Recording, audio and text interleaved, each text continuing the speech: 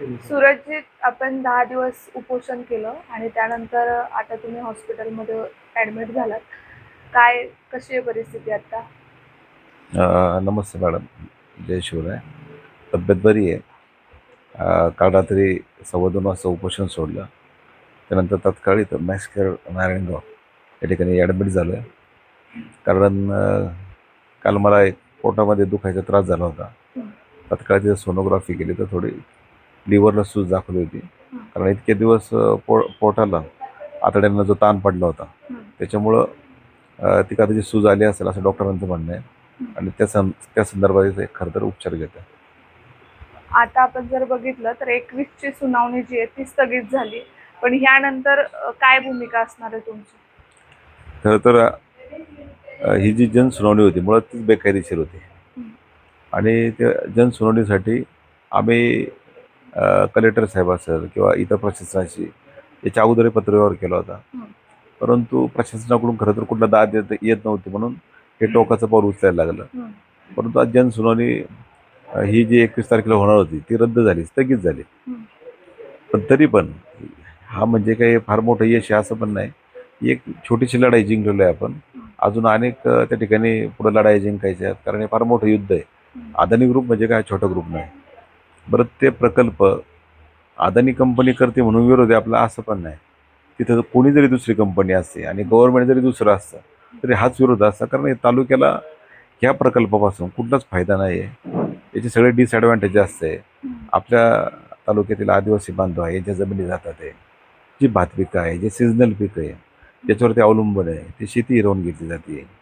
जे आपलं पाणी आहे ते पाणी मुरबाडलं जातं आहे. मला वाटतं काल खासदार साहेबांनी पण याचा सगळा डिटेल्समध्ये सगळं आपल्यासमोर सगळं भूमिका मांडली आहे की काळू नदीचं पाणी पण आपण त्यांच्या माध्यमातून आपण सगळ्यांनी पाहिलं आहे. आणि सगळ्यात महत्त्वाची गोष्ट याचा फटका खाली शेतकऱ्यांना पडण्याची शक्यता आहे. म्हणजे फक्त आदिवासी भागाचा प्रश्न नाही तर खालच्या शेतकऱ्यांचा पण, पूर्व भागाचा पण आणि हा तालुक्याचा प्रश्न झाला होता. म्हणून या संदर्भात खरं तर टोकाचं पाऊल उचलायला लागलं. आता उद्या जी मीटिंग होणार आहे कलेक्टर ऑफिसला, त्या मीटिंगला तुम्ही जाणार आहेत का? खरं तर मॅडम जावंच लागेल. कारण आता कसं आहे, अदानी प्रकल्पासंदर्भात किंवा या सगळ्या या प्रोजेक्ट संदर्भात असेल किंवा या प्रश्नाविषयी आपण जी भूमिका घेतली आहे, आपण जे लढतोय, आणि मला असं वाटतं प्रशासनाने लोकप्रतिनिधींनी उद्याची बैठक आयोजित केली आहे. खासदार साहेब, आमदार असतील, परत सगळे सह्याद्री बचाव समितीचे सगळं शिष्टमंडळ असेल, त्याच्यामुळे तिथं जाणंच गरजेचं आहे. आणि मी डॉक्टरांना पण सांगितलं काय जे उपचार करायचे ते आज तुम्ही करा, काय करायचे फास्ट उपचार करा. पाहिजे तर मी मिटिंग करून आलो परत उपचारला येतो. परंतु त्या मिटिंगला जाणं गरजेचं आहे मॅडम, कारण आपली भूमिका मांडणं तालुक्याच्या वतीने असेल किंवा सगळ्यात महत्त्वाची गोष्ट पश्चिम भागातील जे आदिवासी बांधव आहे हे सगळे आम्ही त्या ठिकाणी भूमिका मांडणार आहोत. त्याच्यामुळे ही बैठक फार महत्त्वाची आहे असं मला वाटतं. म्हणून जाणं पण गरजेचं आहे. तुम्ही आदिवासी समाजासाठी एवढा मोठा लढा दिलाय, 10 दिवस तुम्ही उपोषण केलंय. तुमची तिथे 1 इंचही जमीन नसताना तुम्ही एवढं मोठं 10 दिवसाचं उपोषण केलंय. परंतु आता तालुक्यामध्ये बाप तो बाप रहेगाचं स्टेटस प्रत्येक जण ज्यांना अदानीचा काय प्रोजेक्ट आहे हा माहीत सुद्धा नाहीये, ते बाप तो बाप रहेगा असे स्टेटस ठेवले जातात, सोशल मीडियावर व्हायरल होतात तसे स्टेटस. त्याबाबत काय म्हणणं? खरं तर मॅडम 1 इंच जमीन जात नाही तुमचं म्हणणं बरोबर आहे.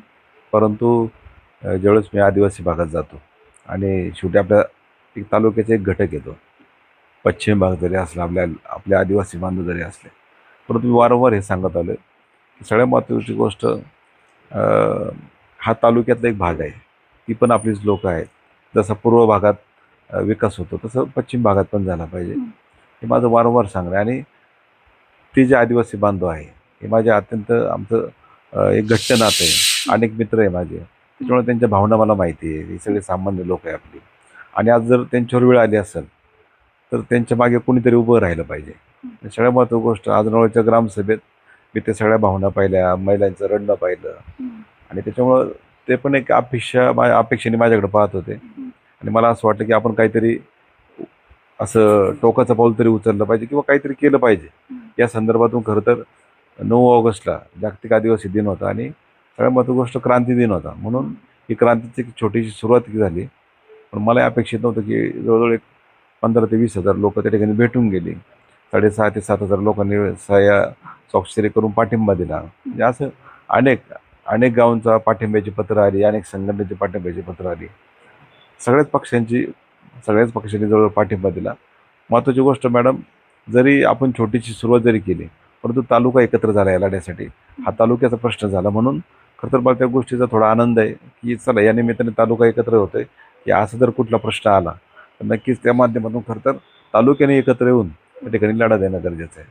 परंतु माझा परत एक प्रश्न तुम्हाला आहे असाच, की तुम्ही एवढं 10 दिवसाचं उपोषण करून कुठल्याही पद्धतीचा गाजावाजा तुम्ही केला नाही, परंतु आज सगळे श्रेयवाद करायला उभे आहेत. बाप तो बाप रहेगाचं स्टेटस आज सगळ्या ग्रुपवरती फॉरवर्ड होतोय. ज्यांना प्रकल्प माहितीच नाही ते अशा पद्धतीने आता सोशल मीडियावर स्वतःचं मार्केटिंग करतात. याबाबत काय म्हणणं आहे? नाही मॅडम, आपली भूमिका एकदम प्रामाणिकपणाची, तळमळीची आहे. मी काल पण सांगितलं की ज्यावेळेस लेखी पत्र हातात भेटलं त्यावेळेस उपोषणाला आपण स्थगिती दिली. तुम्ही पाहिलं असेल, एक आदिवासी कुटुंबातील छोटीशी मुलगी जी 5वीला आहे, आमची काव्या शेळकंदे, त्या छोट्याशा चिमुरडीच्या हस्ते मी खरं तर उपोषण स्थगित केलं. कुठलं राजकीय पुढारी नाही, नेते नाही किंवा काय असं कुठलं गाजावाजा नाही. आणि जे काय आहे ते आपण प्रामाणिकपणाची लढाई लढलो. आणि मी मेसेजद्वारे पण सांगितलं की कुणी आपलं कौतुकही करू नका, काहीच करू नका. शेवटी आपण एक कर्तव्य पार पडले. सगळ्यात महत्त्वाची गोष्ट, आपण या शिवजन्मभूमीत राहतो, इथले संस्कार आहे, विचार आहे, आणि मला असं वाटतं मावळा म्हणून आपण ते कर्तव्य पार पाडलं पाहिजे.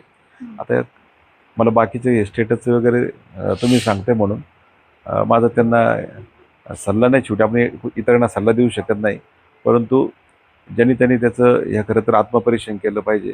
आणि सगळ्यात महत्त्वाची गोष्ट की ज्यावेळेस असा प्रश्न उभा राहिला, मग त्यावेळेस आपला प्रश्न समजून तुम्ही खरं तर पुढं आलं पाहिजे नव्हतं. आता नंतर ठीक आहे, समजा स्टेटस किंवा ते लावते असे शेवटी त्याच्यात पण राजकारण थोडंफार येतंच. आज आम्ही एवढं आंदोलनाच्या पहिल्या दिवसापासून मी सांगत होतो की कुणीच याच्यात राजकारण आणू नका, एकमेकावर आरोप प्रत्यारोप करू नका एकमेकाशी. जरी वेगवेगळे पक्ष असतील, लोकप्रतिनिधी असतील, सगळ्यांना आजीमाजींपासून सगळ्यांना माझी विनंती होती. माझी बरीचशी निम्मी एनर्जी त्याच्यातच खर्च झाली ही विनंती करून करून. पण आज तालुक्यासमोर एवढं मोठं संकट आलं आहे. अदानी ग्रुप हा काही छोटा ग्रुप नाही. मला असं वाटतं ज्यावेळेस एखादा मोठं संकट येतं त्यावेळेस सगळ्या संकटाचा सामना करण्यासाठी एकत्र येणं गरजेचं होतं. आता ठीक आहे, सोशल मीडियावर काय चालते हा शेवटी त्याचा विषय. काय संदेश द्याल जाता जाता? मॅडम, हा संदेश येईल की ज्यावेळेस असं तालुक्यावर कुठली वेळ येईल, हा शेवटी छत्रपतींचा तालुका आहे. आपल्या तालुक्याची एक वेगळी ओळख आहे, जन्मभूमी आहे, आई जिजाऊंचे संस्कार आहेत. सगळ्यात महत्त्वाची गोष्ट, आपण एकमेकाचा आदर केला पाहिजे. आणि आपले आदिवासी बांधव आहेत, आज आपण लढतोय, आपल्या सह्याद्रीसाठी लढतोय. ज्या सह्याद्रीचं रक्षण छत्रपतींनी केलं, अनेक परकीय आक्रमणं झाली तरी सह्याद्रीला कोणी आजपर्यंत हात नाही लावला, डंक नाही लावला. मग अदानी ग्रुप या ठिकाणी येतोय, सह्याद्रीला त्या ठिकाणी पोखरणार, आमच्या आदिवासी बांधवाची जमिनी घेणार.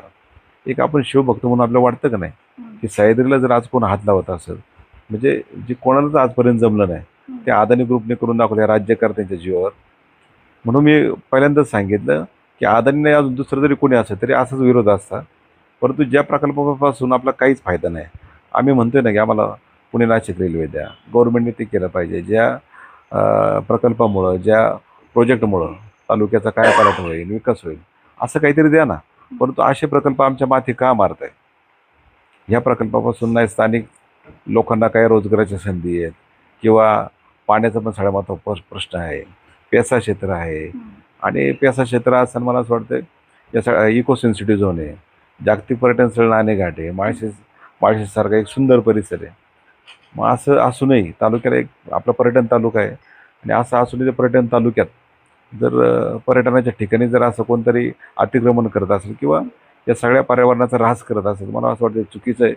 म्हणून आम्ही जे काय पाऊल उचललं ते असं पाऊल उचललं. नक्कीच लवकर बरे व्हा. पुन्हा तालुक्याला तुमची गरज आहे.